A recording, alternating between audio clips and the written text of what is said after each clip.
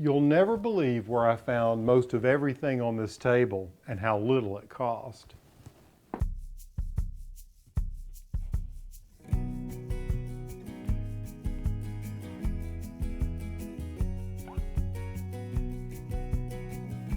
I'm working on yet another tablescape, and I love to come to this place. It's an antique mall called Antiques and Uniques. And what's interesting about it is that, well, they've got a lot of different things, but today I'm focused on milk glass. I don't have a lot of milk glass. I inherited some. I have this idea. I found these little chickens. I've been going around here trying to find as many of them as I can. They were very popular in the 1930s and 40s and through the 50s. They were just little hens on a nest. Often they were larger. My mom and grandmother and even great-grandmother had some of them. And they're made of milk glass. So far I've found this one for $7.50, not too bad.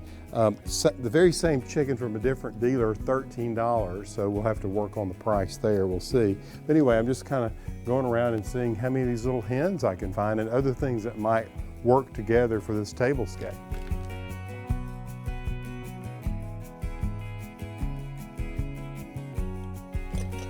So it looks like here we got a dealer who has got all kinds of milk glass. And okay, look, here's some of these hens I was talking about. But look at the difference here in the price. I mean, this hen is 10 bucks and this one is $20, okay? Maybe there's some discount here, but milk glass is really interesting. Let me be a real nerd here for just a moment. It's very old, actually, the concept, or you see it as early as the 16th century. It came in all different colors, blue and pink and so forth.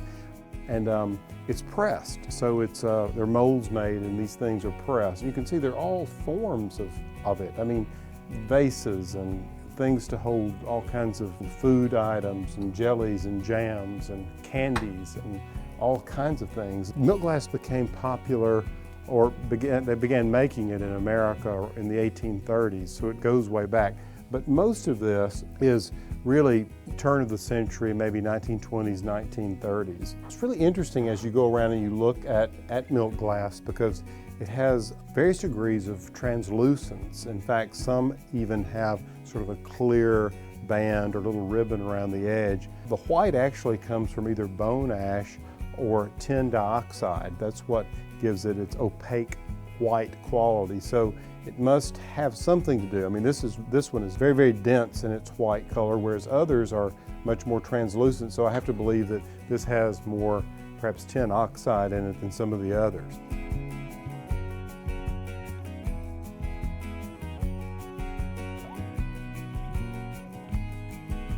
Okay, so here are some of these little treasures that I found at work. We have the table set for an Easter breakfast using the Jane Ray jadeite as the base plate, and then the petalware, which I love, so sort of translucent and milky at the same time. And then here we've just taken an ordinary egg cup with one of our heritage hen's eggs right in the center, with it all assembled around a single white placemat on just the clean wood table, which I think is a nice contrast. We've got a lot of brown going on too. If you look at some of the other things that I found, here's that tray, and here's the bowl that I found in milk glass, and I've just filled it with artificial eggs and some candy eggs, yum yum, that are all mixed in here with some Easter grass.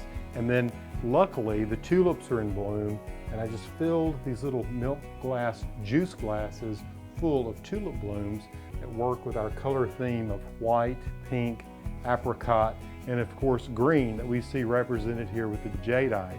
Well, it looks like a hen party, really. Look at all of my glass chickens. Here's one of the milk glass big chickens that I found, and here's the other one. Then in front of each place setting, you just raise the lid, and look, there's some little candy surprises for guests under each one of these little hens. And then I've got some little jadeite hens setting on top of these milk glass plates there and there. So the table is completely balanced. I got a little height going with just a couple of clear glass vases filled with artificial eggs that echo the color theme. So you see how by going to some secondhand stores, antique shops, flea markets, you can find all kinds of interesting things to put together a table that doesn't cost a lot, that's very stylish, and something that will delight your guests. Hey, if you're enjoying these style ideas, check in with us regularly. We got tons of them. And tell a friend and subscribe to ehowhome.